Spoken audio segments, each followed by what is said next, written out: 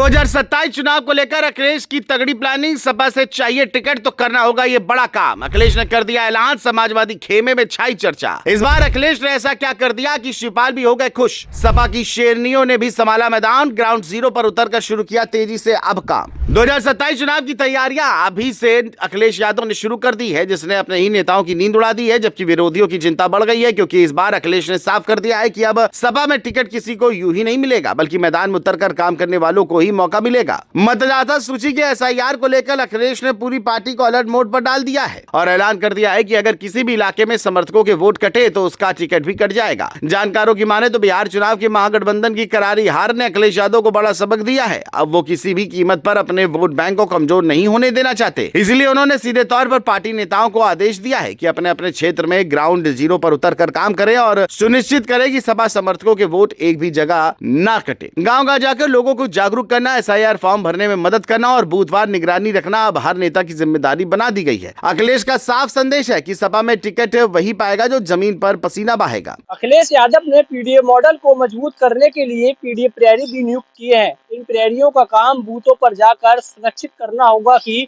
सपा का core vote bank सुरक्षित रहे। यही नहीं, सपा अध्यक्ष ने सख्त निर्देश दिया है कि गणना पत्र कैसे भरना है, वोटर लिस्ट में सुधार कैसे करना है, ये सब सिखाने के लिए प्रशिक्षण शिविर हर जिले में लगाए जाएंगे। जिन नेताओं को लगता था कि टिकट उन्हें विरासत या हाईकमान की कृपा से मिल जाएगा, उसके लिए ये सीधा अल्टीमेटम है। अब रिपोर्ट कार्ड बनेगा, किसने कितने लोगों के वोट कटने से बचाए और किसने कितने फॉर्म भरवाए। पार्टी के अंदरूनी सूत्रों का कहना है कि इस नए सिस्टम से शिवपाल यादव भी बेहद खुश है, क्योंकि शिवपाल लंबे समय से चाहते थे कि पार्टी के कार्यकर्ता और नेता मैदान में उतरकर असली राजनीति सीखे। अखिलेश की इस नई नीति को शिवपाल ने भी पूरा समर्थन दिया है। इतना ही नहीं, सपा की महिला विंग यानी सपा की शेरनियां भी बूथों पर उतरने लगी हैं। महिलाओं को एसआईआर प्रक्रिया समझाने, फॉर्म भरवाने और महिला वोट बैंक को संभालने का जिम्मा महिला मोर्चा ने बड़े पैमाने पर शुरू कर दिया है। इससे सपा का ग्राउंड नेटवर्क और तेज हो गया है। अखिलेश यादव ने यह भी साफ कर दिया है कि चाहे लोकसभा हो या विधानसभा, टिकट उन नेताओं को नहीं मिलेगा जो सिर्फ बयानबाजी करते हैं। वो खुद हर क्षेत्र की रिपोर्ट निगरानी करेंगे और ये देखेंगे कि किस नेता ने कितने गणना पत्र भरवाए, कितने नए वोट जुड़े और कितने पुराने वोट कटने से बचाए गए।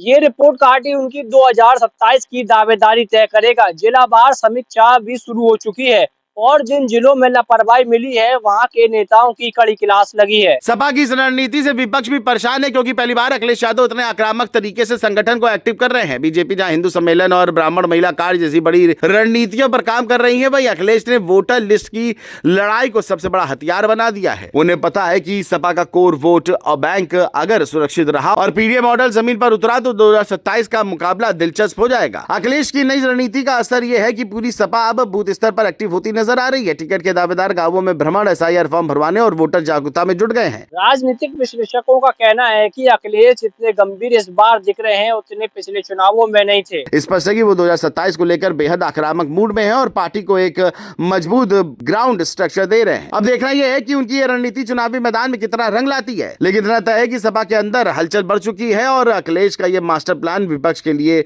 मुश्किलें बढ़ा सकता है।